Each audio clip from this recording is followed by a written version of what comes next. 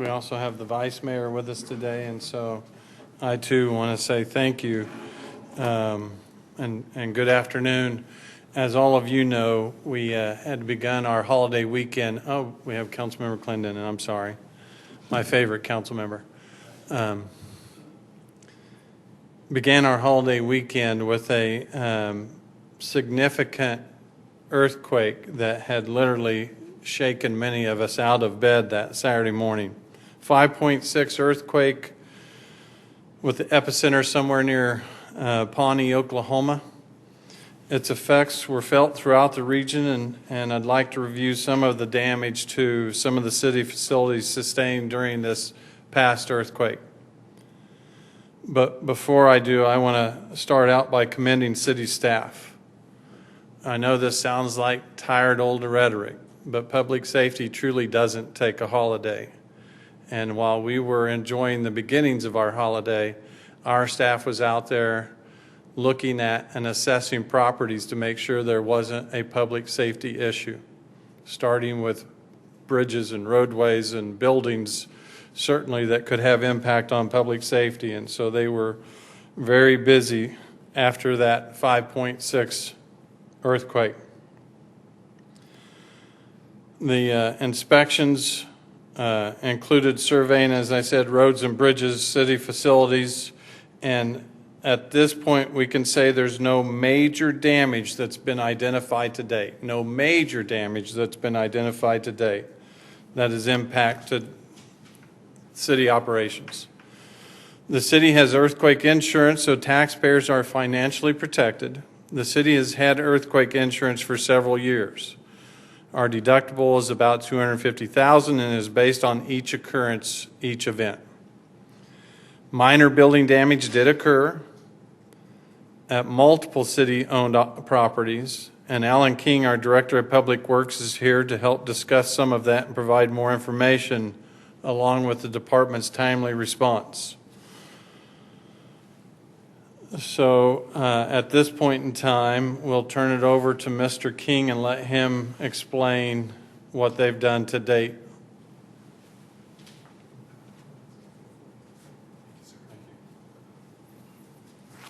Thank you, Mr. Mayor. The city's earthquake response plan was activated about a half an hour after the actual event. We had an incident command structure stood up, and we had inspectors actually out and deployed in the field, so a very quick response following the actual event. We did have a plan that includes staff inspecting, as the mayor said, all the different infrastructure groups. The earthquake occurred, and one of the first things we noticed that we had a sudden drop in pressure in our water system. And then we increased our pumping, and that problem seemed to go away. We're still trying to figure out what caused the incident. Generally, that's because you have a big water main break or several water main breaks, and that was not the case. As a matter of fact, we had very little significant damage associated with this earthquake. As far as facilities, as the mayor said, we have the City Hall parking garage where we have some damage to one of the structural supports. We have some flaking of concrete on the Rounds and Porter, and I've got the oh, here we go. Got some pictures here that might help. So this is one of the structural supports in the parking garage. You'll see this on the tour that was mentioned earlier. Some flaking of the concrete. Doesn't look like it causes any structural damage. I want to emphasize, though, that we don't just take for granted that there is no structural damage. We have a structural engineering firm that goes around and assists us in our assessment, and they look to evaluate anything that's like this to make sure that it isn't causing structural damage. Here's some flaking of some concrete on the exterior wall of the Rounds and Porter building, situated just west of City Hall. And then at the sewer treatment plant number 2, we had some damage to some walls, some additional cracking that we saw that was in addition to the damage that occurred at the last earthquake. At Patrol North, we have some numerous cracks. Patrol East, on the police station, some numerous cracks to the building. Cracked window and some fallen ceiling tiles at the Wichita Art Museum. The McAdams Community Center has some cracks that were in addition to those that were observed from the last earthquake. Expo Hall next to Century 2, we saw some minor building cracks. The Central Public Library, a cracked window. The Alford Library, some sheetrock damage, and then, like I said, here at Sewage Treatment Plant 2, we have some minor cracks. None of these appear to be structural, mostly appearance. They will be repaired, and we continue to look at our facilities it'll take us about a week to get through everything. We did look, as the mayor mentioned, we did look at bridges, no damage there. We looked at the Cheney Reservoir Dam, no damage there. And so we've looked at all the different types of facilities that the city has.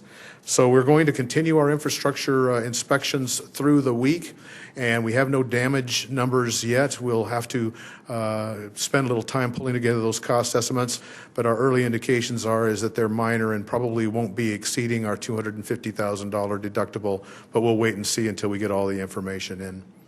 Are there any questions for the mayor or myself?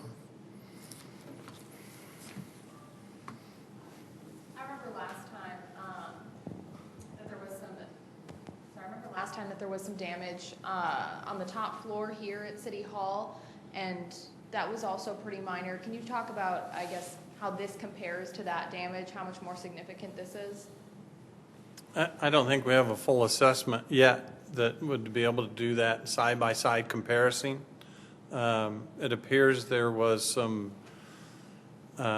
more incidents of minor surface damage compared to the last event, but there's no way until we get through this assessment to do a side-by-side comparison.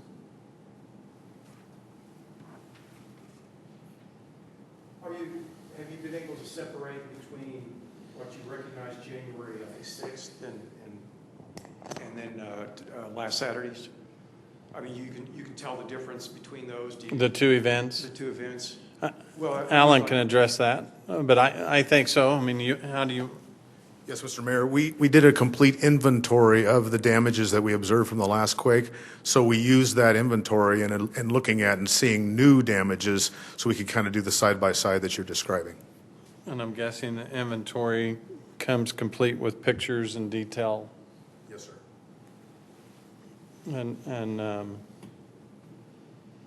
you may have said this. Is this more widespread? I think we have seen a few more facilities that were impacted this time that were not impacted the last time. And so it's more widespread in the fact that there's just a few more facilities.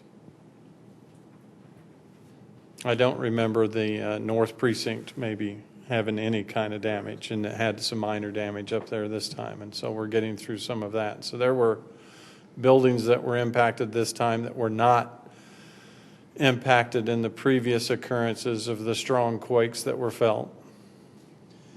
I recall back in January, there was at least one water main break that I went to in a residential area, and I think there were others that were there any water main breaks? So we were fearful of that, as Alan said. That's certainly a big concern, but I think we were fortunate in the fact that we didn't see any main breaks this time, which can also be attributed to the pretty aggressive program that we have underway to replacing some of those outdated lines that we've been doing now for a few years. Yes.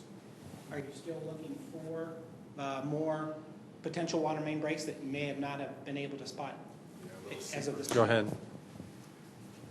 Yes, there are the potential for small, what we call weeping leaks that aren't big enough to destroy roads or cause any real obvious signs of a leak. We're concerned that we may have a bunch of those, and so we continue to look and assess our system. And as the mayor says, it'll just take us a little while to get an evaluation of that. How do you find the water pressure problem? How do you troubleshoot that? Is that system testing from site to site, or? The pressure was system-wide, where we pump into the system from our water treatment plant, and we noticed a drop from the instruments indicated a drop in pressure.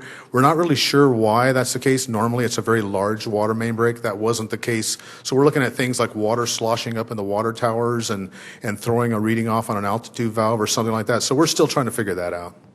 How did that impact compare to previous earthquakes on the water distribution system?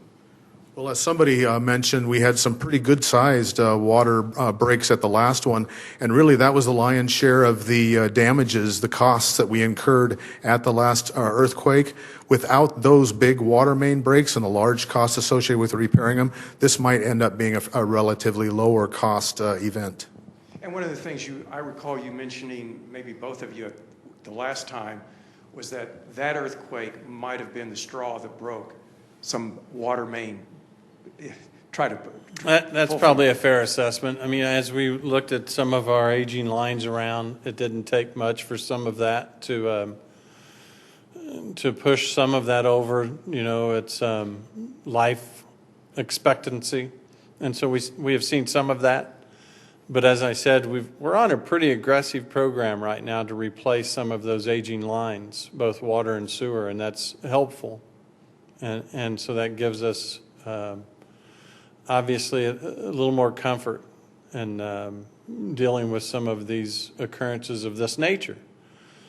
But we're still very cautious about events of this kind because, when ground shifts and rumbles, a lot of things can happen, and understanding that everything we have primarily is buried, and we don't have x-ray vision. It takes a while to assess all of that.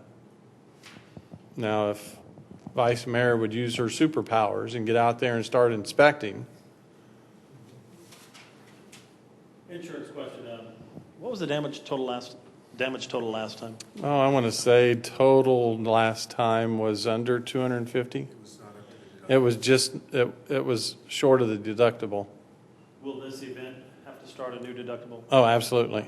Yeah, it's each event, each occurrence. When you say last time, you're talking about the one in January? That, The last major seismic activity. Yeah, it might have been, further back than that.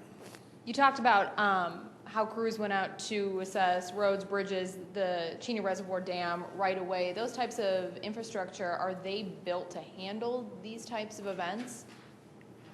So that would be a technical question beyond both of our capabilities. But obviously I can say yes, because they have just handled these types of events without any major structural damage. So that's, if all of my college exams I could answer after the fact, I would have gotten better grades. The other thing, from a political standpoint, Kansas has done a lot to mitigate the number of earthquakes in general, and certainly the intensity of them. Do you wish you could have any leverage on your counterparts in Oklahoma to hey, come on, do your part like we've done, follow our example here in Kansas? I'm not sure I'm going to jump into that issue yet when I don't fully understand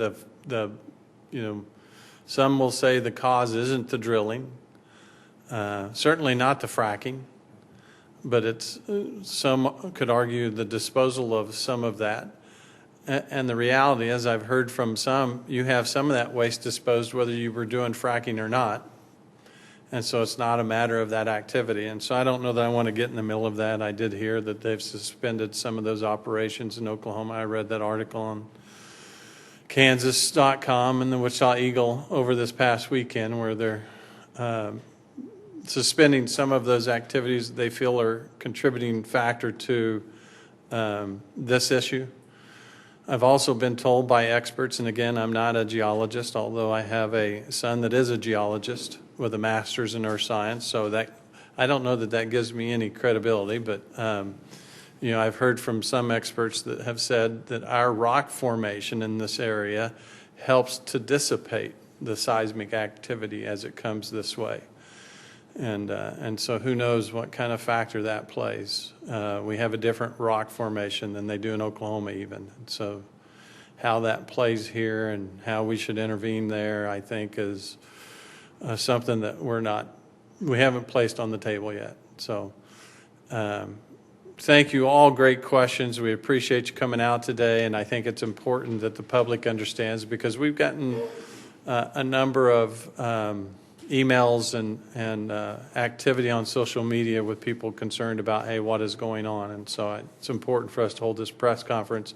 But again, thank the staff that was out there all weekend, ensuring that the public safety is priority number one, and doing that on a major holiday weekend is very appreciative of the hard work that they're willing to put in to make sure that our city's safe. So thank you.